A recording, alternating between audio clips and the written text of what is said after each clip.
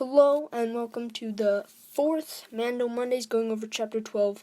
And even though it may seem like not a lot of stuff happened in this episode other than them destroying the Imperial base, but a lot of stuff happened, and there's so many Easter eggs that we will go over that some of you guys may have not spotted from the scientist guy, that what he said. But let's get into the fourth Mando Monday with Derpy Boy.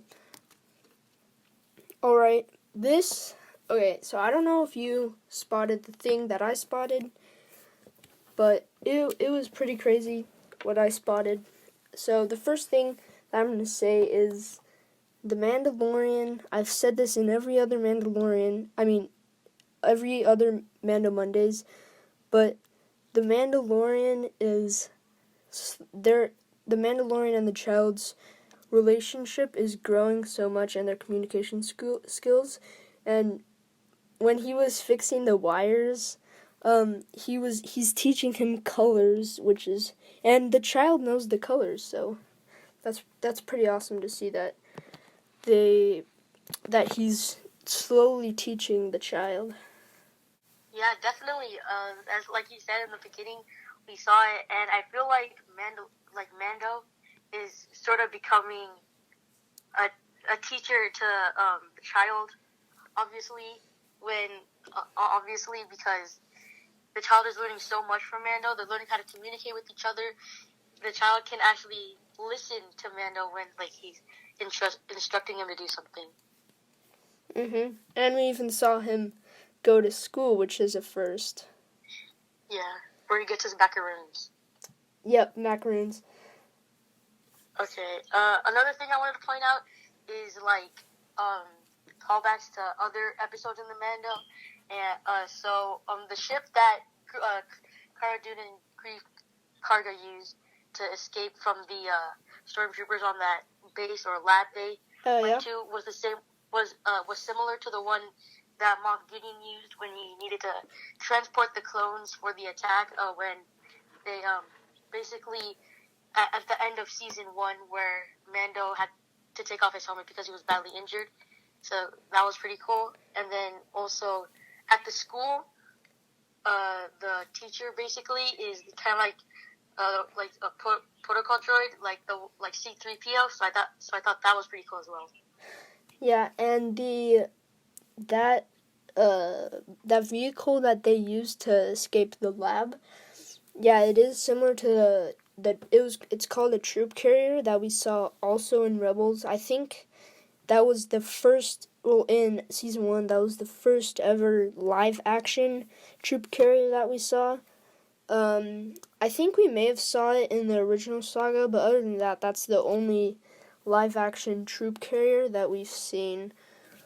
I also saw, it's not a huge thing. It's not like something you have to look really hard to spot, but I noticed that Cara Dune is now a marshal of Navarro, so that's cool to see that they're taking the town more serious, and she's hired as a marshal because they saved the town from Imperials. So yeah, she's a marshal now, which is pretty cool. Yeah, that's pretty cool, and she really wants to keep the town safe because she wanted Mando and everyone to come with her to the base or lab that they went to. So that was pretty cool.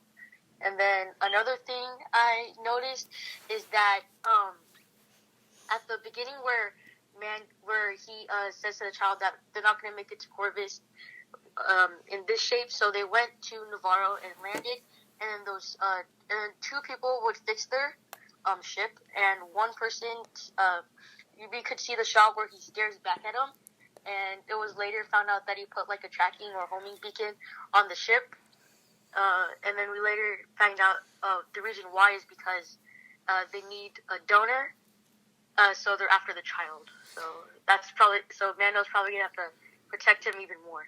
Yeah, I was like, that guy looks pretty suspicious. So later in the episode, when they're escaping, I noticed something very, a very small detail on Cara Dune's outfit.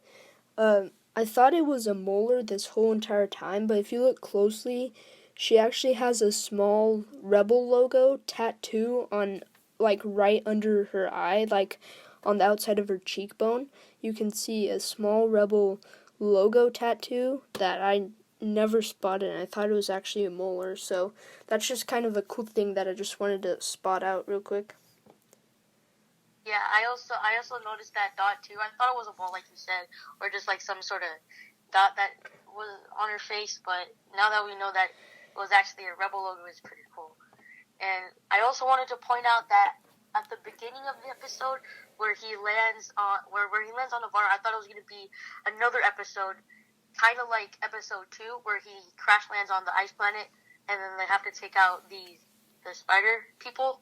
Yep. So I thought it was going to be like similar, and then I thought it was going to be another filler episode, which I think it kind of is, but we got a lot of information about out of it.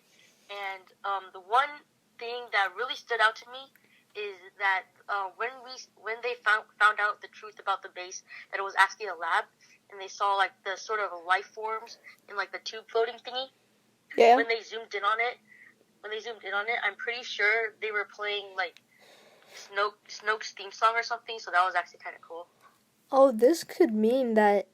Okay, this makes sense to what I'm about to announce. That is going to be the biggest thing that I've spotted in this episode. So as you said, Snoke's theme played when they were showing like the aliens inside those tubes. Well, when the scientist of the hologram log of the scientist, he was talking about the child taking blood from him. When he said M count means midichlorian count, and if your midichlorian count is really high, then you're force sensitive. If you're force sensitive, you can use the force basically.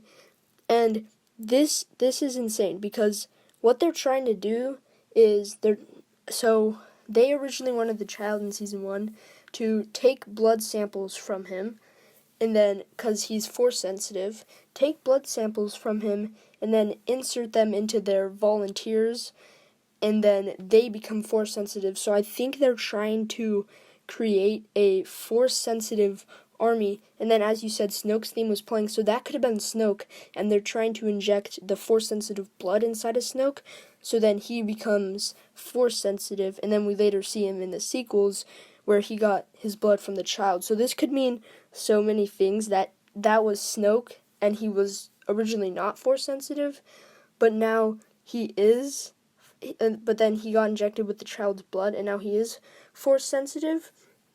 And so this is like the craziest thing that is happening, because it kind of proves that this is a huge theory that we could build off of, that Snoke was in the tube because his theme was playing, and then he was injected by the child's blood, which is force sensitive, so he becomes force sensitive and then later creates the First Order with Kylo Ren.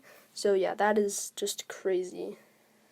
Yeah, it's unbelievable. And we have heard about midichlorian counts earlier in the Star Wars universe in The Phantom Menace when Qui-Gon asked for a midichlorian count on Anakin. So that's a kind of connection. And also I wanted to talk about when they were escaping, we saw TIE fighters. I think those were the TIE fighters. And then we saw some scout troopers trying to chase them down, and I recognized them, and I thought that was pretty cool because of the use of TIE fighters in the prequels as well. Yep, and they took the Republic's designs and then redesigned them into Imperial designs, and that's where Palpatine got the main designs, or the Imperial engineers got their main designs for their weapons and vehicles. And so, yeah, because we were first introduced to those in Return of the Jedi, I think. I could be wrong, but I'm pretty sure that the Scout Troopers' bikes first appeared in Return of the Jedi, but I could be wrong. And the last thing I have on my list, and this is probably going to be a shorter Mando Mondays, because we're only at 10 minutes right now, but another thing I saw, or not saw, but heard was when Cara Dune was talking to the rebel pilot at the very end, they were talking about the destruction of Alderaan in A New Hope, and luckily Cara Dune was off-rolled, and her entire family was killed from the destruction of Alderaan. So that was just like a little thing. And I don't know what the medal was that the rebel pilot gave Cara Dune. But that's just the thing I wanted to point out, that they were talking about the destruction of Alderaan. Yeah, that was also one thing I noticed, that she's from Alderaan. So, anyways, one of my last points of this Mando Mondays is that I think it was towards the end or something like that, maybe towards the end, where we get to see the child basically trying to get him. Well, no, it wasn't towards the end. It was at the beginning where he gets dropped off at the school. He was trying to get the macaroon, and it's just a little thing I saw about him, like just being a child and like using the Force for things that really aren't important. And I think later on, as Mando starts teaching him about his like new abilities, well, he can't really teach him how to use them, but he can teach him like when to use them or something, his new abilities, and then he could turn into a powerful being. Yeah, because like when you're like as a youngling or Padawan or whatever, you use the Force for like unnecessary things. Like in Attack of the Clones, we saw Anakin cut a pear for Padme. That was really unnecessary. But yeah, we're gonna see a lot of character progression with the child and the Mandalorian, but that about sums up Mando Mondays. If we don't have anything, we don't have anything else, so that sums up Mando Mondays number 4. Oh yeah, what? So this is not really about the Mandalorian episode, it's about the upcoming episode. So I heard from a source that the next episode of the Mandalorian, the title will be The Jedi or something. So that gives me a clue that we might be seeing Ahsoka. So that was honestly pretty cool. And a lot of people have been talking about it, and a lot of people have been saying that it should be like a different title, like this, like the Citizen or something. Obviously, because I don't think Mandalorian takes place when Ahsoka is still a Jedi. I think it takes place after she was kicked off or something. Yeah, of course. So a lot of people are like, it could mean another Jedi, but a lot of people are saying that although it is called the Jedi, it probably will be Ahsoka. Yeah, as we see that Ahsoka quit from the Jedi code or whatever in the Clone Wars, so obviously this is after the Clone Wars as we see stormtroopers. But yeah, that's one thing that we saw.